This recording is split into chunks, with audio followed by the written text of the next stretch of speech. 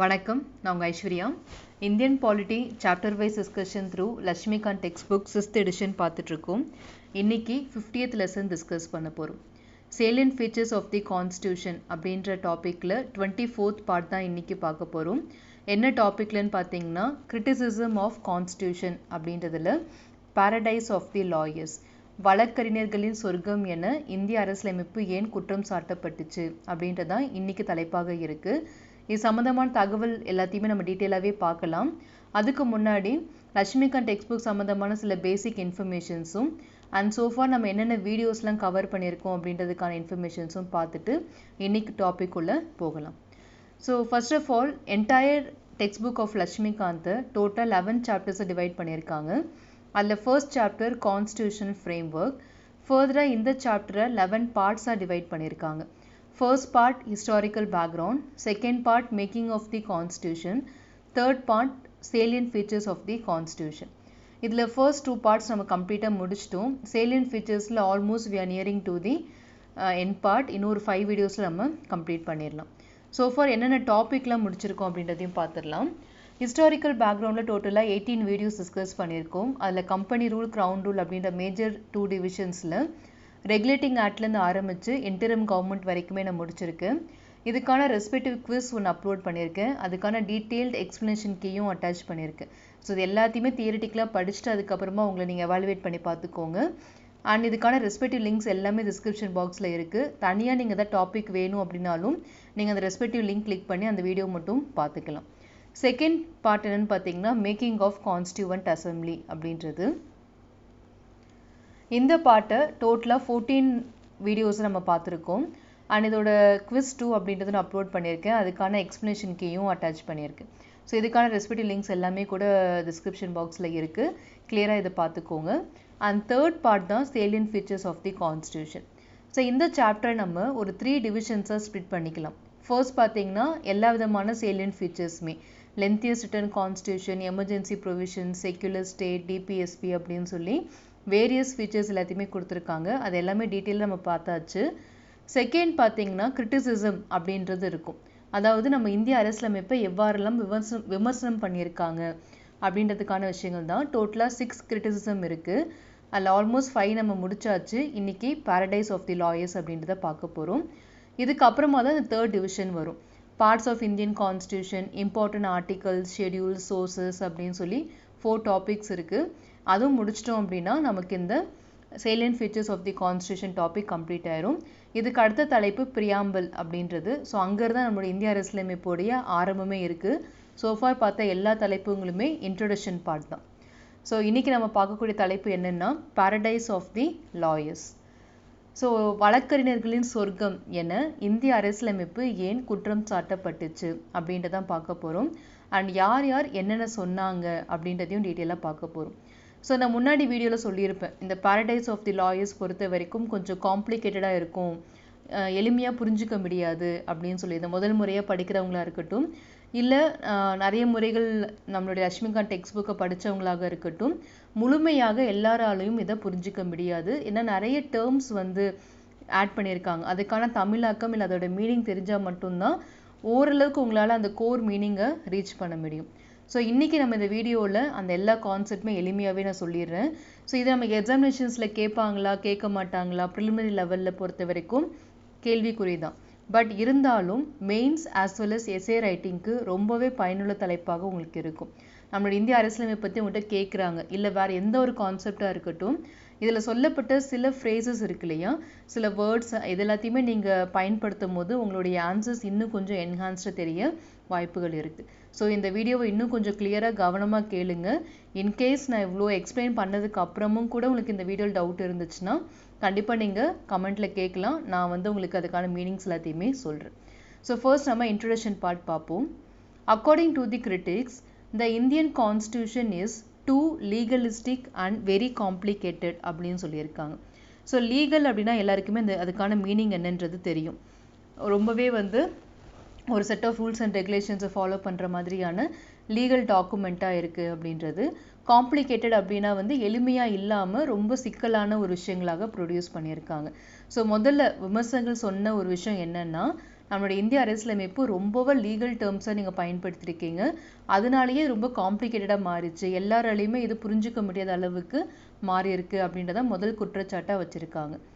Second thing, they opine that the legal language and phraseology adopted in the constitution makes it a complex document. அந்த காம்ப்ளெக்சிட்டிக்கு எது காரணம் அப்படின்னு பார்த்தீங்கன்னா legal language.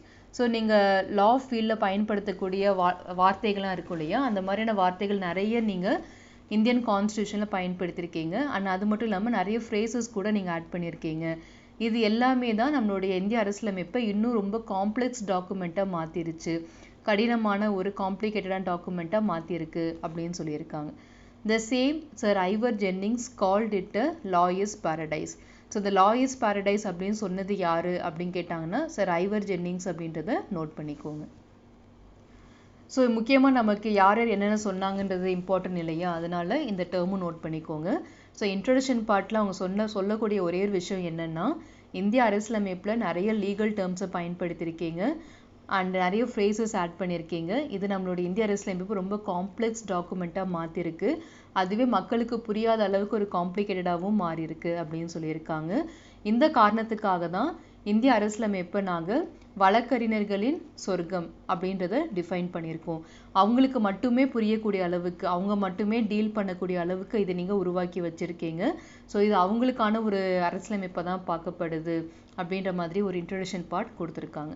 So mostly இந்த பேஜில் எல்லாமே கிளியராக இருக்கும் அப்படின்னு நம்புகிறேன். செகண்ட் என்ன கிரிட்டிசிசம் வந்திருக்கு அப்படின்றத பார்க்கலாம். In this context, H.K. Maheshwari, a member of the Constituent Assembly, observed that the draft tends to make people more litigious, more inclined to go to law courts, less truthful and less likely to follow the methods of truth and non-violence. So first time படிக்கும்போது maybe புரியாமல் இருக்கலாம். Go for second reading, video pause பண்ணிட்டு கூட பாருங்கள். நீங்கள் என்ன observe பண்ணுறீங்க, உங்களுக்கு என்ன புரியுது அப்படின்றத ஃபர்ஸ்ட் கெஸ் பண்ணுங்கள். நான் எல்லா வீடியோஸ்க்கும் இதெல்லாம் சொல்கிறது இல்லை, பட் இந்த பர்டிகுலர் வீடியோவுக்கு மல்டிபிள் ரீடிங் பண்ணி உங்களுக்கு என்ன கான்செப்ட் உங்களால் எந்த அளவுக்கு புரிஞ்சுக்க முடியுது அப்படின்னு பார்த்துட்டு அதுக்கப்புறமா நான் சொல்லக்கூடிய எக்ஸ்ப்ளனேஷனோட நீங்கள் மர்ஜ் பண்ணிங்கன்னா உங்களுடைய அண்டர்ஸ்டாண்டிங் எந்த அளவுக்கு டெவலப் ஆயிருக்கு அப்படின்றத உங்களால் பார்க்க முடியும். ஸோ இந்த பர்டிகுலர் ஸ்லைட் பொறுத்த வரைக்கும் H.K. மகேஸ்வரி அப்படின்ற ஒரு மெம்பர், கான்ஸ்டியூண்ட் அசம்பிளியோட மெம்பர் என்ன சொல்லியிருக்காங்கன்னா, இந்த டாக்குமெண்ட், அதாவது இந்திய அரசியலமைப்பு எப்படி உருவாக்கியிருக்காங்கன்னா, மக்கள் எல்லாருமே வழக்கறிஞர்கிட்ட தான் போய் நிற்கணும், இல்லைனா கோர்ட் கிட்ட தான் போய் நிற்கணும், அவங்களோட சின்ன சின்ன பிரச்சனைகளுக்குமே தீர்த்து வைக்கிறதுக்கு எல்லாமே வழக்கு சார்ந்த விஷயமா தான் கொண்டு போகணும் அப்படின்ற மாதிரி உருவாக்கியிருக்காங்க. ஸோ எதுவுமே தாங்களாகவே புரிஞ்சுக்கிட்டு தாங்களாகவே அதுக்கான சொல்யூஷன்ஸ் கண்டுபிடிக்கிற மாதிரி உருவாக்காமல், ஒரு சின்ன பிரச்சனைக்கு கூட முதல்ல போய் கோர்ட்டுக்கு அப்பியர் ஆகணும், இல்லை அட்வொகேட்டை போய் பார்க்கணும் அப்படின்ற மாதிரி தான் உருவாக்கியிருக்கீங்க அப்படின்னு சொல்லியிருக்காங்க. ஸோ இது நமக்கு எப்படி உருவாயிருக்கு, எந்த மாதிரியான நம்பிக்கையை இழந்திருக்கு அப்படின்னு பார்த்தீங்கன்னா, less truthful and less likely to follow the methods of truth and non violence. So வாய்மை சம்மந்தமான ஒரு விஷயமா இருக்கட்டும், இல்லை அகிம்சை சம்மந்தமான விஷயமா இருக்கட்டும், இந்த இரண்டுமே இந்த காம்ப்ளெக்சிட்டியாலையும் இந்த தாட்னாலையும் நமக்கு பறிப்பு இருக்கு அப்படின்னு சொல்லி H.K. மகேஸ்வரி சொல்லியிருக்காங்க.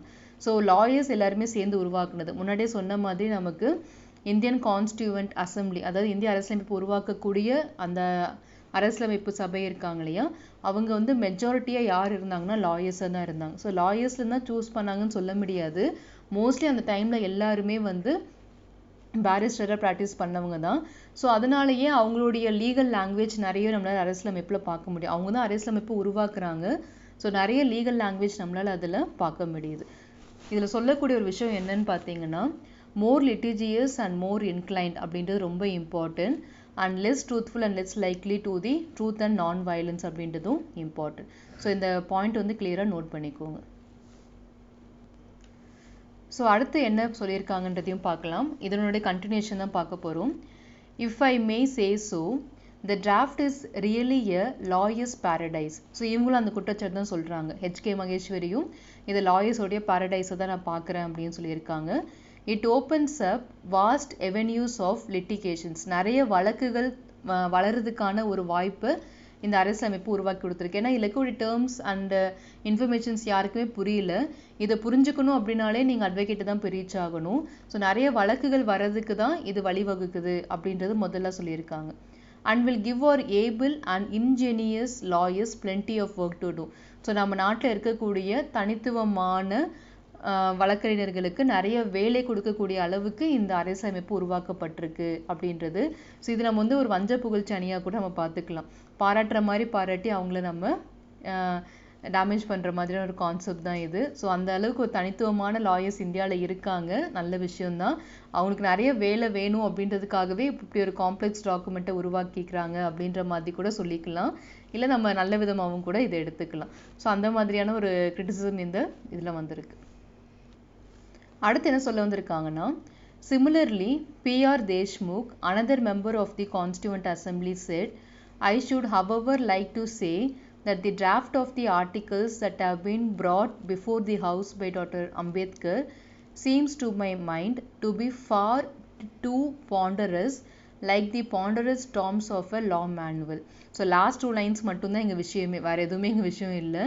So P.R. Deshmukh என்ன சொல்கிறாருன்னா, டாக்டர் அம்பேத்கர் ப்ரொடியூஸ் பண்ண இந்த டாக்குமெண்ட், இந்த அரசியலமைப்பு அப்படின்ற ஒரு சாசனம் வந்து நான் எப்படி பார்க்குறேன் அப்படின்னா, ரொம்ப கனமான ஒரு டாக்குமெண்ட்டாக பார்க்குறேன். பொதுவாகவே லா மேனுவல்ஸ்லாம் நீங்கள் பார்த்துருப்பீங்க. நீங்கள் தான் அட்வொகேட் ரூம்ஸில், நீங்கள் மூவிஸில் கூட பார்த்துருக்கலாம். அவங்களுடைய இதெல்லாம் பார்த்தீங்கன்னா பல்கியாக இருக்கும். ஒரு புக்குமே பார்த்தீங்கன்னா ரொம்ப கனமான புத்தகமாக தான் வச்சுருப்பாங்க. ஸோ அந்த மாதிரியான ஒரு மேனுவலாக தான் இந்த அரசியலமைப்பை நீங்கள் உருவாக்கியிருக்கீங்க. 2 ponderous, ரொம்ப கனமான டாக்குமெண்ட்டாக உருவாக்கியிருக்கீங்க அப்படின்றது தேஷ்முக்கோடைய கிரிட்டிசிசமாக பார்க்கக்கூடியது. ஒரே ஒரு வார்த்தை மட்டும்தான் இங்கே இம்பார்ட்டன்ட். ஸோ அடுத்ததாக, a document dealing with the constitution hardly uses so much of padding. அதாவது நிறைய திணிப்பு ஏற்பட்டிருக்கு. இதை ஃபோர்ஸ் பண்ணி இதை நீ செஞ்சே ஆகணும் அப்படின்ற மாதிரி நிறைய ஃபோர்ஸ் தான் அங்கே நடந்திருக்கு. வார்த்தைகள் மூலயமா நிறைய திணிப்பு திணிச்சிருக்காங்க அப்படின்ற ஒரு கான்செப்ட் எல்லாத்தையுமே. And so much of verbiage அப்படின்றது, அப்படி அந்த வார்த்தைக்கு என்ன மீனிங்னா, தேவையற்ற வெறும் சொற்கள். நிறைய வார்த்தைகள் அதில் இன்க்ளூட் பண்ணியிருக்காங்க இல்லையா. ஸோ அதில் பெரும்பான்மையான வார்த்தைகள் வந்து அங்கே தேவையே படலை. ஆனால் அந்த தேவையில்லாத வார்த்தைகள் எல்லாத்தையும் அதில் இன்க்ளூட் பண்ணி அந்த டாக்குமெண்ட் ரொம்ப பெருசாக மாற்றிட்டீங்க அப்படின்னு சொல்லியிருக்காங்க. ஸோ நிறைய திணிப்பு கான்செப்ட், நிறைய திணிப்பு ஏற்பட்டிருக்கு. அது மட்டும் இல்லாமல் தேவையற்ற வெறும் சொற்கள் நிறையவே நீங்கள் அதில் சேர்த்துருக்கீங்க அப்படின்றது குற்றச்சாட்டாக இருக்குது. Perhaps it is difficult for them to compose a document which should be, to my mind, not a law manual but a socio-political document. So நீங்கள் வந்து ஒரு டாக்குமெண்ட் உருவாக்குறீங்க, அந்த டாக்குமெண்ட் வந்து லா மேனுவலாக இல்லாமல் சமுதாய அரசியலுக்கான ஒரு சாசனமாக அது இருந்திருக்கணும் அப்படின்றதான் P.R. தேஷ்முக்கோடைய கிரிட்டிசிசமாக கொடுத்துருக்காங்க. a vibrating, pulsating and life giving document. So அது வந்து ஒரு உயிர் உள்ள ஒரு சாசனமாக இருந்திருக்கணும். அது எல்லா இடத்துலையுமே ஒரு அதிர்வை ஏற்படுத்தக்கூடிய டாக்குமெண்ட்டாக இருந்திருக்கணும். ஆனால் இந்த எந்த அம்சமும் அதில் இல்லாமல் ஒரு லா மேனுவல் மாதிரி அதை உருவாக்கி வச்சுருக்கீங்க அப்படின்றது அவருடைய குற்றச்சாட்டாக கொடுக்கப்படுது. ஸோ பேடிங்னா திணிப்பு, வெர்பியாஜ் அப்படின்னா தேவையற்ற வெறும் சொற்கள் அப்படின்றது.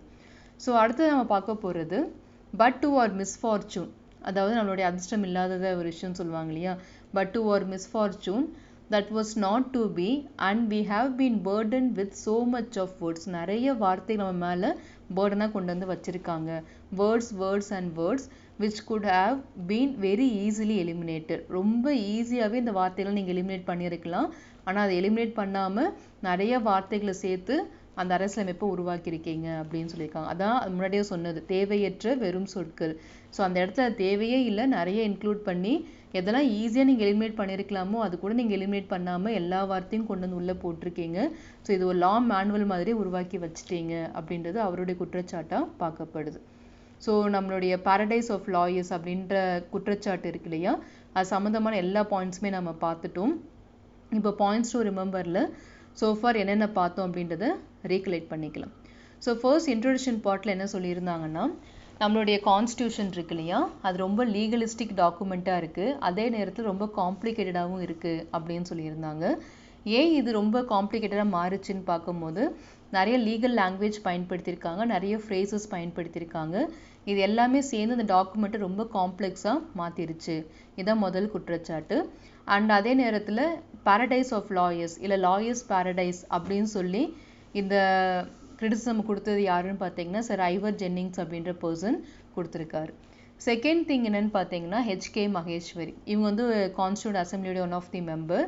இவங்க என்ன சொல்லியிருக்காங்கன்னா, இந்த டாக்குமெண்ட் பொறுத்த வரைக்கும், நம்மளோட இந்திய அரசியலமைப்பை பொறுத்த வரைக்கும் more litigious and more inclined to go to law courts. அதாவது இதில் இருக்கக்கூடிய விஷயங்கள் எல்லாமே நிறைய வழக்குகள் ஆரம்பமாகிறதுக்காகவும் நீங்கள் அந்த வழக்குகளை தீர்த்துக்கிறதுக்காக நீதிமன்றத்துக்கு அணுகக்கூடிய முறையிலும் தான் ஏற்படுத்தியிருக்காங்க. எதுவுமே தானாக புரிஞ்சு தானாக சால்வ் பண்ணிக்கக்கூடிய அளவுக்கு எதுவுமே உருவாக்கலை. அட்வொகேட்ஸையும் கோர்ட்டையும் டிபெண்ட் பண்ணி இருக்கிற மாதிரியான ஒரு டாக்குமெண்ட்டை தான் உருவாக்கியிருக்கீங்க. இது எதுக்கு வழிவகுக்குது அப்படின்னா வாய்மையும் அகிம்சையும் இல்லாமல் போகிறதுக்காக வழிவகுக்குது அப்படின்னு சொல்லி அவங்க குற்றம் சாட்டியிருக்காங்க. அண்ட் அது மட்டும் இல்லாமல் நிறைய வழக்குகள் அண்ட் நம்மளுடைய இந்தியன் லாயர்ஸ் வந்து தனித்துவமான இந்தியன் லாயர்ஸ்க்கு நிறைய வேலைகள் கொடுக்குற மாதிரியான ஒரு அரசியலமைப்பாக இது உருவாகியிருக்கு அப்படின்றது அவங்களுடைய குற்றச்சாட்டு. இறுதியாக பிஆர் தேஷ்முக் அவருடைய குற்றச்சாட்டு என்னன்னு பார்த்தீங்கன்னா, ஒரு லா மேனுவல் எந்த அளவுக்கு கனமாக இருக்குமோ அந்த அளவுக்கு ஒரு 2 பாண்டரஸ் டாக்குமெண்ட்டை இதை நீங்கள் உருவாக்கியிருக்கீங்க. ஸோ ரொம்ப ரொம்ப கனமான ஒரு புத்தகம். இந்த புத்தகம் இவ்வளோ கனமாக மாறுறதுக்கு என்ன காரணம் அப்படின்னா, தேவையில்லாத நிறைய சொற்களில் வெறும் சொற்களை நீங்கள் இதில் சேர்த்துருக்கீங்க. எங்கே பார்த்தாலும் அதிகமான வார்த்தைகள் தான். அந்த வார்த்தைகள் எல்லாமே ஈஸியாக நீங்கள் எலிமினேட் பண்ணியிருக்கலாம். பட் அந்த ஒரு சென்டென்ஸில் மீனிங் சொல்ல வேண்டிய வார்த்தைகளை தாண்டி நிறைய வார்த்தைகள் அதில் இன்க்ளூட் பண்ணியிருக்கீங்க அப்படின்றதான் இந்த கனமான டாக்குமெண்ட்டை இது மாறுறதுக்கான காரணமாக பிஆர் தேஷ்முக் சொல்லியிருக்காரு. ஸோ நம்ம இன்னைக்கு பார்க்க வேண்டிய எல்லா கிரிட்டிசிசமே டீட்டெயிலாகவே டிஸ்கஸ் பண்ணியாச்சு. ஸோ நம்மளுடைய அடுத்த தலைப்பு என்னன்னு பார்த்தீங்கன்னா parts of Indian constitution. So நம்ம salient features of the constitutionல டோட்டலாக 3 டிவிஷன்ஸ் சொல்லியிருந்தேன். அதில் ஃபர்ஸ்ட் 2 டிவிஷன்ஸ் நம்ம சக்ஸஸ்ஃபுல்லாக முடிச்சிட்டோம். தேர்ட் டிவிஷன் வந்து parts, schedule, sources and important articles. இந்த 4மே முடிச்சிட்டோம் அப்படின்னா salient features of the constitution complete ஆயிரும். அதுக்கு அடுத்த தலைப்பாக நம்ம வந்து குவிஸ் 3 இது சம்மந்தமான ஒரு குவிஸ் நம்ம எடுத்துக்கலாம். அண்ட் ப்ரியாம்பிள் அப்படின்ற பார்ட் நம்ம ஆரம்பிச்சிடலாம். ஸோ ஃப்ரம் தேர் ஒன்லி நம்மளோட இந்தியன் கான்ஸ்டியூஷன் ஆரம்பமாக போகுது. ஸோ ஃபவுண்டேஷன் நம்ம எவ்வளோ ஸ்ட்ராங்காக போட்டிருக்கோன்னு பாருங்கள். நியர்லி ஒரு 50 வீடியோஸ் சொல்லப்போனால் குவிஸ்லாம் முடிஞ்சதுக்கு அப்புறமா ஒரு 56 வீடியோஸே நமக்கு முடிஞ்சிடும். ஒரு 56 வீடியோஸ் மூலயமா ஒரு ஃபவுண்டேஷனை போட்டுட்டு தான் நீங்கள் இந்திய அரசியலமைப்போட ஆரம்பத்தையே ஆரம்பிக்க போகிறீங்க. ஸோ லைஃப் லாங் உங்களுக்கு இந்த கான்செப்ட் நீங்கள் எங்கெல்லாம் அப்ளை பண்ணணுமோ அந்த இடத்துல எல்லாமே உங்களுக்கு சரியான விதத்தில் உதவியாக இருக்கிற மாதிரியான இன்ஃபர்மேஷன்ஸ் தான் நமக்கு இது இருக்கும். ஸோ இது சம்மந்தமாக ஏதாவது சந்தேகம் இருந்துச்சு, இந்த வீடியோ சம்மந்தமாக ஏதாவது சந்தேகம் இருந்துச்சுன்னா கமெண்ட்டில் தெரிவிங்க. நிச்சயமாக நான் கிளாரிஃபை பண்ணுறேன். உங்களுடைய லட்சியங்கள் வெற்றியடைய வாழ்த்துக்கள். படிப்போம், பகிர்வோம், வெற்றியடைவோம். Let's crack it. நன்றிகள்.